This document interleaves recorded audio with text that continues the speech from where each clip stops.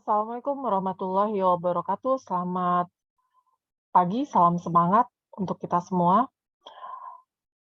Salam kenal, salam sehat dari saya sebagai pengampu mata kuliah pengantar ilmu ekonomi. Di sesi perdana ini, perkenalkan dan izinkan saya untuk memaparkan beberapa hal penting terkait pengantar ekonomi. Pengantar ilmu ekonomi akan sampaikan dalam 17 slide. Oke. Ini adalah pertemuan perdana, jadi pendahuluannya adalah sebagai berikut. Semoga semuanya dapat mencermati, kemudian memahami apa itu pengantar ilmu ekonomi dan apa saja yang akan kita bahas ke depannya. Oke, di pendahuluan ini kita akan bahas mengenai sistem perkuliahan, materi pembahasan, sumber literatur, apa itu ilmu ekonomi, masalah ekonomi, pelaku ekonomi, metodologi ekonomi, dan ruang lingkup.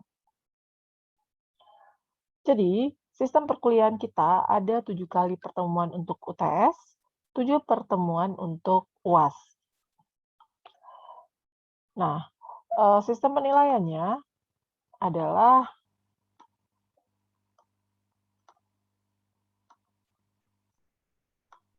oke, saya akan coba angkat lagi.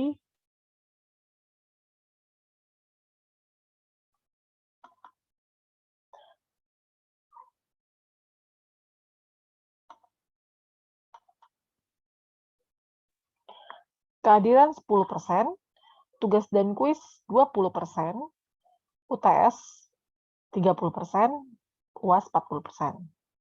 Dan penilaian terbaik adalah adab dan bersifat jujur. Nah, pokok bahasan pada pengantar ilmu ekonomi pertama adalah ruang lingkup, kemudian konsep permintaan, penawaran, dan keseimbangan, elastisitas permintaan dan penawaran, teori tingkah laku konsumen, biaya hasil penjualan, struktur pasar. Setelah itu kita kuis, gambaran umum ekonomi makro, pendapatan nasional dan keseimbangan ekonomi, pasar uang, pasar barang, keseimbangan permintaan dan penawaran, kebijakan fiskal, dan kebijakan moneter. Sumber bukunya ada George Mankiw, pengantar ilmu ekonomi mikro dan makro, kemudian Sadono Sukirno, pengantar ekonomi mikro, Pratama Raharja dan Mandala Manurung, edisi 3, pengantar ilmu ekonomi mikro dan makro, Kesenve, prinsip ekonomi, Paulus Kurniawan, dan edisi revisi dari Andi untuk pengantar ilmu ekonomi. Paul Samuelson sebagai buku pendamping. Oke, pengertian. Pengertian ekonomi adalah manusia memiliki kebutuhan tidak terbatas dan sumber daya yang terbatas. Ini adalah permasalahan pelik yang harus diselesaikan karena kita memiliki kelangkaan. Apa itu kelangkaan? Kelangkaan dari sisi sumber daya kita yang terbatas. Waktu yang terbatas, dana yang terbatas, kemampuan yang terbatas, semuanya memiliki keterbatasan dan ini adalah constraint-nya. Dan untuk dapat menyesuaikan antara banyaknya kebutuhan dengan sumber daya yang terbatas, maka kita dihadapkan pada pilihan-pilihan. Kemudian setelah ada pilihan-pilihan, pastinya ada opportunity cost atau peluang yang hilang akibat adanya pilihan-pilihan yang tadi. Jadi, apa definisi dari ilmu ekonomi? Ilmu ekonomi mempelajari perilaku manusia dalam menentukan pilihannya. Seperti yang kita ketahui pada pembahasan di awal tadi, kita memiliki keterbatasan. Kita memiliki opsi untuk memenuhi keterbatasan. Bagaimana mempelajari perilaku manusia dalam menentukan pilihan? Ini adalah studi yang kita akan dalami dan kuasai dari konsep belajar ilmu ekonomi. Sehingga definisi ilmu ekonomi adalah ilmu yang mempelajari bagaimana cara mengalokasikan untuk sumber daya yang terbatas dengan kebutuhan yang tidak terbatas dalam memenuhi kebutuhan manusia yang tidak terbatas. Jadi, bagaimana mengalokasikan kebutuhan yang tidak terbatas dengan sumber daya yang terbatas, kemudian disinkronkan agar ada berbagai macam alternatif opsi untuk memenuhi beberapa kebutuhan-kebutuhan tadi. Nah, dalam persoalan ekonomi, kita menghadapi kondisi di mana masyarakat memiliki banyak opsi-opsi atau banyak kondisi di mana mereka harus memilih. Nah, bagaimana memilih dan memutuskan cara terbaik pada beberapa pilihan tadi, ini memerlukan satu pendekatan khusus. Kegiatan ekonomi merupakan kegiatan dari proses memproduksi barang atau jasa, good and services, sampai kepada end user pada tangan seorang konsumen. Bagaimana seorang konsumen akan mengkonsumsi, kemudian menghabiskan seluruh sumber daya yang dimiliki untuk memobilisasi kegiatan produksinya. Nah, pertanyaan penting dalam ekonomi atau pokok permasalahan penting yang pertama, mungkin sudah semuanya kenal dengan 4W dan 1H. Jadi, how, bagaimana cara memproduksi, what, apa yang akan diproduksi, when, kapan barang itu diproduksi, who, kepada siapa barang itu atau untuk siapa, gitu ya, dan why, kenapa barang itu harus diproduksi. Jadi ini yang harus dijawab secara menyeluruh. Kenapa? Karena konsep yang tadi, ketika itu tidak dilakukan bukan hanya pada konsep ekonomik, namun kepada seluruh persoalan hidup, maka akan terselesaikan dengan cukup baik. Nah, kita memiliki sumber daya, seperti yang diulang di depan, bahwa manusia memiliki kebutuhan yang banyak, tetapi dia memiliki scarcity, kelangkaan. Kenapa? Karena sources untuk memenuhi kebutuhannya terbatas. Apa saja kebutuhan, apa saja sumber daya alam yang ada sources, sumber daya alam, sumber daya manusia, dan sumber daya modal. Nah, ahli ekonomi menyatakan bahwa sumber daya adalah bagian dari faktor input. Jadi, barang dan jasa yang diproduksi adalah faktor output-nya. Oke, siapa pelaku dari kegiatan ekonomi? Pelaku kegiatan ekonomi terdiri atas rumah tangga, kemudian siapa itu? Rumah tangga ya pembelinya, pemilik alat, pemilik modal, pemilik tenaga, pemilik interest modal, uang, dan seterusnya. Perusahaan adalah menghasilkan barang dan jasa dengan tujuan untuk mendapatkan keuntungan dan memaksimalkan laba dan produksi yang banyak gitu ya. Pemerintah mengembangkan sarana, prasarana, kemudian membuat kebijakan-kebijakan ekonomi. Nah, kita akan lanjutkan dengan metodologi ilmu ekonomi. Dalam metodologi ilmu ekonomi, ada teori ekonomi. Teori sebagai hal fundamental dasar yang akan diuji, model ekonomik, berpikir induktif dan deduktif, dari umum ke khusus, khusus ke umum.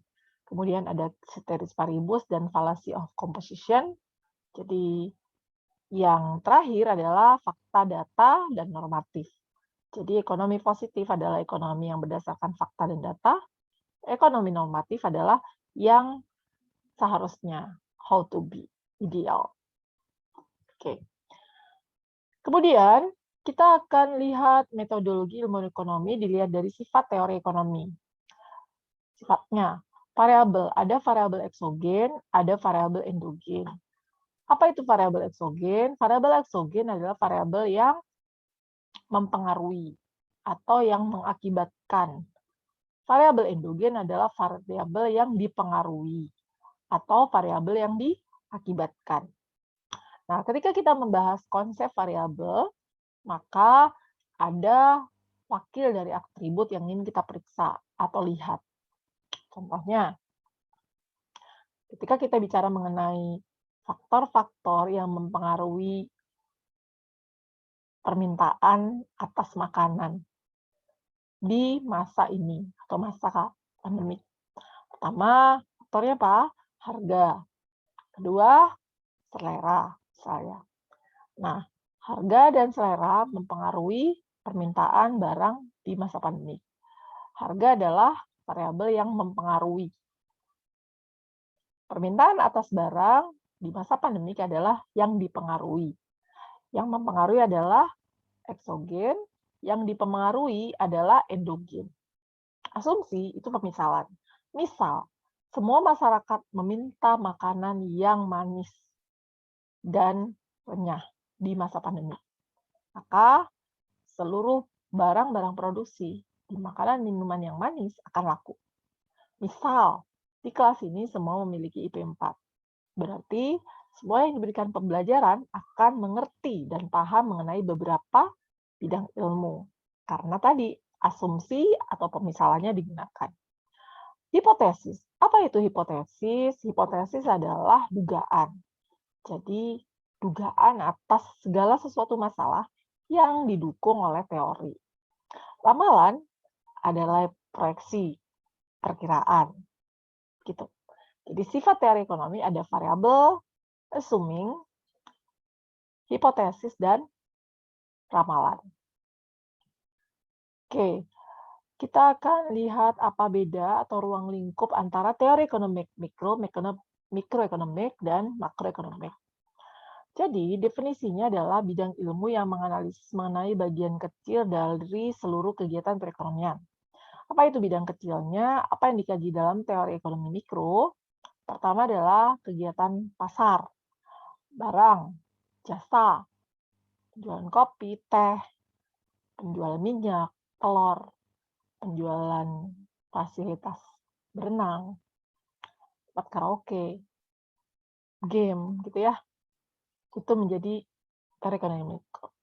Bagaimana tingkah lakunya ketika terjadi perubahan harga pada makanan yang lagi ngetren, atau kita melihat perubahan pada sayuran. Sayuran beralih kepada yang dengan menggunakan hibrida, dengan menggunakan model hidroponik. Maka mereka akan bergeser menjadi makanan atau makanan sayuran yang bersumber dari hidroponik. Aspek yang dikaji pada mikro itu meliputi interaksi antara penjual dan pembeli. Jadi kegiatan di pasar, kemudian tingkah laku konsumen, dan aspek interaksi antara penjual dan pembeli. Nah, makro bersifat whole economic, jadi luas dan menyeluruh. Jadi kita bicara mengenai tingkat pertumbuhan ekonomi, lag atau perubahan atau perbedaan angka kemiskinan, tingkat pengangguran, inflasi, jumlah uang beredar, dan semua hal yang berkaitan dengan menurunnya tingkat perekonomian. Itu menjadi ranahnya makroekonomik. Jadi dalam makroekonomik tidak dapat dikontrol oleh individual karena dia bersifat sistemik. Oke. Kemudian ini scope of economic. Di sini ada production, prices, komposisinya dan indikatornya, production, prices, income, kemudian employee. Mikronya berarti ini how much steel, produksi ini ya. Kemudian price-nya, bagaimana harga dari medical care, gasoline, minyak, food prices, kemudian income-nya, minimum wage, upah gitu ya, menjadi bagian, dan employee-nya adalah bekerja di bidang logam, minyak, dan seterusnya. Jadi ini adalah mikro area. Makronya, national production, total industry output, gross domestic product. Di mana ini meliputi agregat price level pada national production, kemudian pada sisi income, dia ada national income, sementara pada sisi payment ada pengangguran dan tidak pengangguran sama ya, dan total number of job unemployment rate.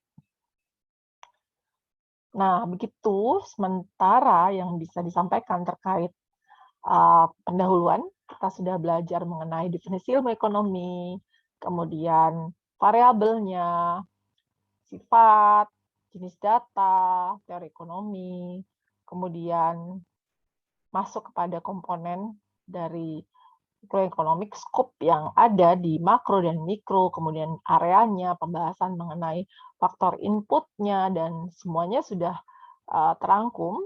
Silakan Anda kerjakan soal tugas individu pada sesi 1 ini terkait apa contoh variabel di era pandemik ini, khususnya mempengaruhi sisi supply dan sisi demand. Jadi, poin pentingnya adalah apa yang Anda pahami mengenai kondisi pandemik ini, bagaimana kondisi ekonomi terjadi di era pandemik ini. Gunakan pendekatan theoretical approach basis variabel, asumsi, dan hipotesis. Terima kasih, sampai bertemu pada sesi 2. Izin pamit dan semangat untuk mengerjakan tugas individu di sesi 1. Sampai bertemu pada sesi 2. Assalamualaikum warahmatullahi wabarakatuh.